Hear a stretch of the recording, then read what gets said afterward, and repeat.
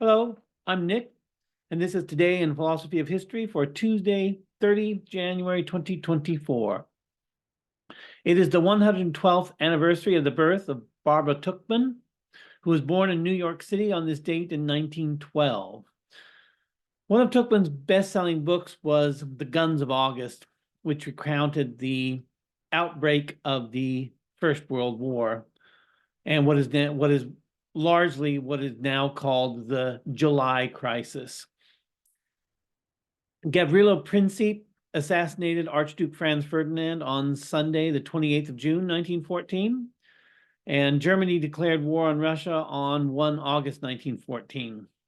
So that left open between the trigger of the war, the assassination of Franz Ferdinand, and actual troops getting underway, other than mobilization, left the whole of July. And July was given over to increasingly desperate diplomacy and eventually to mobilization. Tuchman herself doesn't actually use the term July crisis, but the language of crisis is pervasive throughout her book. And it was understood not only ex post facto, but also at the time that the world was descending into a terrible crisis with the outbreak of the First World War. British Foreign Secretary Sir Edward Grey famously said, "The lamps are going out all over Europe. We shall not see them lit again in our lifetime." The First World War was a great crisis of Western history, but it was not a crisis that was in isolation. The events leading up to the First World War, including the July crisis, were also crises. And the events leading up to the July crisis were crises in turn. And since this period of history is becoming rather distant for us, we forget the background of the First World War. From 1885 to 1888, there was the Bulgarian crisis. 1898, the Fashoda incident. 1905 to 1906, the Tangier crisis, called the First Moroccan crisis. 1908 to 1909, the Bosnian crisis, also known as the Annexation crisis. 1911, the Agadir crisis, known as the Second Moroccan crisis. 1912, the First Balkan War, and 1913, the Second Balkan War. These two Balkan wars in the immediate years prior to the First World War were not as insignificant as we might suppose them to be. In the First Balkan War, more than 156,000 men were killed, wounded, or died of disease. In the Second Balkan War, there were estimated 91,000 losses. By contemporary standards, a war with 156,000 casualties would be considered something more than just a minor event in the Balkans.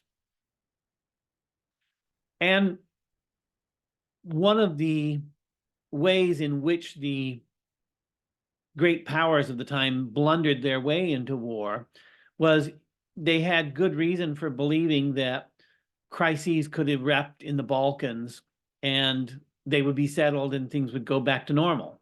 So you might have believed that the July crisis of 1914 might have just blown over. Should we extend the July crisis to include the prior conflict so we understand this as a larger, more comprehensive crisis? And should we extend the July crisis on the other end to include the war that resulted from the July crisis? And should we then include the uneasy peace of the interwar period and then the Second World War that followed it? So how should we understand what we might call an agglomerated crisis? Is this a polycrisis or a meta-crisis, as is used to describe the contemporary world? Is it one crisis or is it many crises? How can we coherently understand historical crises without watering them down by making them all-embracing? In my previous episode, I mentioned Husserl's last work titled The Crisis in European Sciences, which is in a sense, an expression of the feeling in crisis, the feeling of crisis in Europe during the interwar period. People knew that, many people certainly felt that things were not settled by the First World War, and that there were ominous clouds, you could say, on the horizon. For Husserl, this was a spiritual crisis that afflicted Europe. And here's another quote from that work. I say another because I quoted it yesterday. Quote, "The new philosophy is, according to what was said earlier, the primal establishment of modern European humanity itself, humanity which seeks to renew itself radically as against the foregoing medieval and ancient age, precisely and only through its new philosophy. Thus, the crisis of philosophy implies the crisis of all modern sciences as members of the philosophical universe. At first a latent, then a more and more prominent crisis of European humanity itself in respect to the total meaningfulness of its cultural life, its total existence," unquote. 20th century philosophers talking about crisis eventually became something of a cliche because so many 20th century philosophers did speak out about crises which they felt obligated to address. It even eventually became something to poke fun at. So when Judith Jarvis Thompson was describing the work of the philosopher Richard Cartwright, she wrote, quote, "Richard L. Cartwright is a philosopher's philosopher. He gives no public lectures, he reviews no books for the popular press, and to the extent of my knowledge, he has never declared himself on the crises of modern man or modern science," unquote. The road to philosophical legitimacy, it seems, is trod by avoiding engagement with the most pressing problems of one's time. Or if we want to put it in the language of Plato's allegory of the cave, you never return to the cave of shadows to enlighten those who are still below. But Husserl did explicitly declare himself on the crises of modern man and modern science, and it became, as I said, a touchstone for 20th century thinkers to address the crisis that the 20th century was, with its many wars and disasters. But there's nevertheless a danger in overusing the idea of crisis. As I said earlier, we don't want to water down the idea of crisis until it can be applied to anything, and then it becomes meaningless. If we place all crises in history end to end, we might find that the whole of human history is a crisis, meaning that there is nothing distinctive about any crisis. History and crisis are convertible, and there's no reason to use the term crisis instead of using the word history, because all history is a crisis. And if the entirety of history is a crisis, none of it is a crisis. We could call this the diachronic extrapolation of the idea of crisis. Diachronic means succession in time, and is often contrasted to synchrony, which we could say means interaction in time. Both diachrony and synchrony admit of distinctions of scope. If we extend the July crisis to include the events leading up to it and the events following from it, we're extending the July crisis out in time. So we're extending it diachronically. We could also extend a crisis synchronically. For example, Hugh Trevor Roper formulated the idea of a general crisis of the 17th century in his 1959 paper, which is eponymously titled The General Crisis of the 17th Century, in which he wrote near the end in a long summary paragraph, quote, "It was a crisis not of the Constitution nor of the system of production, but of the state, or rather of the relation of the state to society. Different countries found their way out of that crisis in different ways. In Spain, the Ancien regime survived it only as a disastrous, immobile burden on an impoverished country. Elsewhere, in Holland, France, and England, the crisis marked the end of an era, the jettison of a top-heavy superstructure, the return to responsible mercantilist policy. For by the 17th century, the Renaissance courts had grown so great, had consumed so much in waste, and had sent their multiplying suckers so deep into the body of society that they could only nourish for a limited time, and in a time, too, of expanding general prosperity. When that prosperity failed, the monstrous parasite was bound to falter, unquote. Hugh Trevor Roper was describing a crisis within Europe that extended to almost all parts of Europe. And we could even compare the 30 Years' War and the lead up to it and what happened after it to the two world wars of the 20th century. We're talking about a similar period of time over which the combatants of an entire continent were at each other's throats. How much could we generalize this crisis, which was originally expressed in the scope of Europe?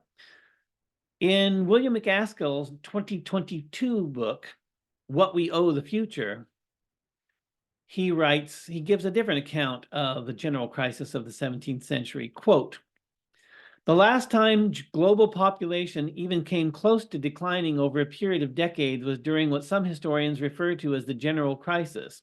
This was a period over the 17th century when almost everything was going wrong. Major wars in Europe, China, and India, including the 30 Years' War and the collapse of the Ming Dynasty. The widespread deaths of indigenous Americans from European colonialism, the rise of the transatlantic slave trade, and what's called the Little Ice Age, where temperatures in Europe cooled, leading to widespread famine. The global population loss may have been large. In the first half of the 17th century, according to some estimates, the Chinese population plummeted by around 40%, while Germany and parts of France lost 20% to 45% of their populations. Yet despite these crises, by AD 1700, the world population was larger than before the general crisis," unquote. There are 3 footnotes to this paragraph in which MacAskill cites Jeffrey Parker's 2008 paper, Crisis and Catastrophe, the Global Crisis of the 17th Century Reconsidered. In a footnote to his paper, Parker compares the general crisis of the 17th century to the late Bronze Age collapse that has been recently recounted in Eric Klein's excellent book, 1177 BC. But Klein is a very careful scholar, and his book is a model of historical exposition and analysis. And he makes a case for the unity of that crisis throughout the area that it affected. And it was confined to a particular geographical region. It was confined to, well, the Eastern Mediterranean and the several civilizations that were grouped around there, and the part of North Africa where Egypt was. Parker, in his paper, doesn't cite Hugh Trevor Roper, whom I assume to be the source of the idea of the general crisis of the 17th century, because he wrote the 1959 paper on it, and I don't know of expositions before that. I may be wrong about that. I don't know who turned the idea of the general crisis in Europe into a global crisis. That would be interesting to look into. But I think it's much more difficult to make the case for that planetary scale crisis as cleanly as Hugh Trevor Roper made it for Europe. The historical forces that were shaping Europe around the time of the 30 Years' War were not the forces that were shaping Indian and Chinese history, unless we pull back from human history and start including natural history. If the Little Ice Age was also influencing an event in India and China, that's entirely possible, and that could have been adversely impacting those societies at the same time. And that would constitute a naturalistic historical explanation of that crisis. And similarly, we could characterize the Black Death in the middle of the 14th century as a global or planetary scale crisis, and have a naturalistic account of why that affected all societies all around the world at the rate at which the Black Death could make its way around the world, which is partly a result of shipping, but partly a result of non-shipping travel and just the travel of individual animals with parasites on them. But while I would hesitate to say analyze a global crisis of the 17th century analogous to Trevor Roper's analysis of a general crisis in Europe in the 17th century, it would also be true to say that these events were not entirely isolated. There was already a planetary scale shipping network in place by the time of the 17th century. So ideas as well as diseases were able to travel on a planetary scale. The efforts we see in Parker's paper and McCaskill's book to synchronically extrapolate a crisis to a planetary scale is not unprecedented. And in fact, it was one of the motivations of Karl Jasper's book, The Origin and Goal of History. Jaspers famously postulated an axial age. And he presented his motivation such that, quote, the basis of our universal conception of history is to gain possession of something common to all mankind beyond all differences of creed, unquote. And Jaspers described how peripheral peoples were drawn into centralized civilization during what he calls the Axial Age. Quote, the Axial period commenced within spatial limitations, but it became historically all-embracing. Any people that attained no part in the Axial period remained primitive, continued to live that unhistorical life which has been going on for tens or even hundreds of thousands of years. Men living outside the three regions of the Axial period either remained apart or came into contact with one of these three centers of spiritual radiation. In the latter event, they were drawn into history. In the West, this happened, for example, to the Germanic and Slav peoples. In the East, to the Japanese, Malays, and Siamese. For many primitive peoples, this contact resulted in their extinction. All human beings living after the Axial period either remained in a primitive state or took part in the new course of events, now the only one of fundamental significance. Once history had come into being, the primitive peoples represented the residue of prehistory, which occupied a continually shrinking space and has only now reached its final end, unquote.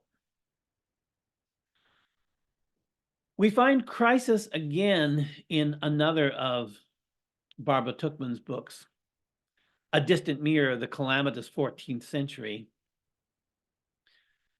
I mentioned just a moment ago the Black Death, which was one of the most calamitous events of the 14th century and one of the most calamitous events in the entirety of human history, if we measure it in terms of fatalities.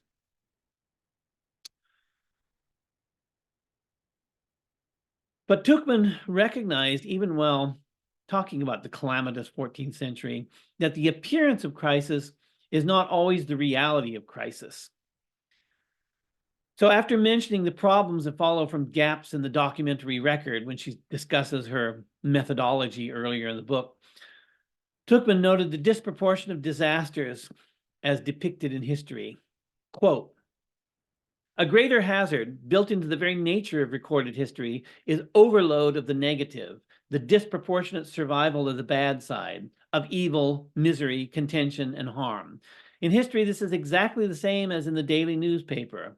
The normal does not make the news. History is made by the documents that survive, and these lean heavily on crisis and calamity, crime and misbehavior, because such things are the subject matter of the documentary process, of lawsuits, treatises, moralists, denunciations, literary satire, papal bulls.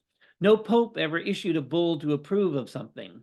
Negative overload can be seen at work in the religious reformer Nicolas de Clemenges, who, in denouncing unfit and worldly prelates in 1401, said that in his anxiety for reform, he would not discuss the good cleric because they do not count beside the perverse men, unquote.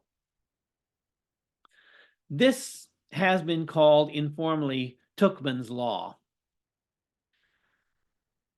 But more than seeing only crisis in the 14th century, which made it calamitous in Tuchman's narrative, she also saw the 14th century as a mirror, calling it a distant mirror. Tuchman is suggesting that the violence and instability of the 14th century resembled and thus mirrored the violence and instability of the 20th century. And that in turn suggests large historical periods can display analogous structures with other historical periods. This is the kind of parallelism that Jaspers was seeking when he was analyzing the different constituent elements of the Axial age and finding parallels among European, Asian, and other societies, Indian societies and Chinese societies, and finding something parallel in them, but not merely parallel, but the resulting from a similar explanation. Perhaps all crises resemble other periods of crisis. And if this were true, it would be very useful knowledge. We could determine that we are in the midst of a crisis, and when we did so, look back to past crises to see how events are likely to unfold, and also perhaps to see what responses were effective and what responses were ineffective. But again, to be meaningful, we have to limit these crises to something that works within a given place and time, and not make it meaningless by universalizing the crisis. Part of the problem is the scale at time within which we argue that a crisis occurs. If we're thinking on a time scale at which we might measure the lifetime of civilizations, say a scale measured off in thousands of years, it would be reasonable to identify a period of crisis that endures for a century or more, maybe for several centuries. So a civilization that endures for several thousand years might pass through a crisis that endures for hundreds of years, while with the crisis separating two periods of stability that endure before and after it. That is to say, a crisis might constitute a long delay periodization if it constitutes a punctuation within a longer period. The long delay is a concept developed by the French Annales historian Fernand Braudel, who distinguished history into three rhythms, if you will: the history of the event, the history of the conjuncture, and the history of the long delay. Of events, Braudel said, events are the ephemera of history. They pass along its stage like fireflies, hardly glimpsed before they settle back into darkness, and as often as not into oblivion. And that's what Tuchman was talking about when she talks about the negative stories that you would see in the newspaper. A conjuncture is about, say, 15 to 30 years, a generation or less of time. And the long delay is hundreds of years. Braudel doesn't specify. So if we consider a long delay periodization, a crisis that is nested within that long delay might be a conjuncture. So our unit of analysis, our temporal unit of analysis, should be, a generation or less within this period of hundreds of years. If the period we're studying or theorizing is a conjuncture, that is to say a generation or so, a crisis might be an event. And we could take this as a rule of thumb for the diachronic extrapolation of crises. Specifically, the diachronic extent of a crisis should roughly correspond to a scale of time less comprehensive than the period in which the crisis occurs. This leaves us still in want of a rule of thumb to limit the synchronic extrapolation of crises. The late Bronze Age collapse was limited to a geographical region, but that was a geographical region that was tied together at the time by trade and communications. So it had a kind of unity and events that occurred in one place could impact events elsewhere in the same cluster of civilizations, even if they were distinct civilizations. Today, or even at the outbreak of the First World War that Barbara Tuchman describes in The Guns of August, a planetary scale crisis is possible because trade and communications is organized on a planetary scale. But the synchronically defined crisis ought to be embedded within a larger synchronic context to still leave something left over at the margin, as it were, to make that synchronic crisis meaningful in contradistinction to the larger synchronic process of which it is a part. So that's just a hint and an approach we might take to understand crises. There is a large scholarly literature on historical crises, and no philosophy of historical crises has been written so far as I know. So there is an interesting opportunity to do some work. So happy birthday, Barbara Tuchman, and thanks for listening.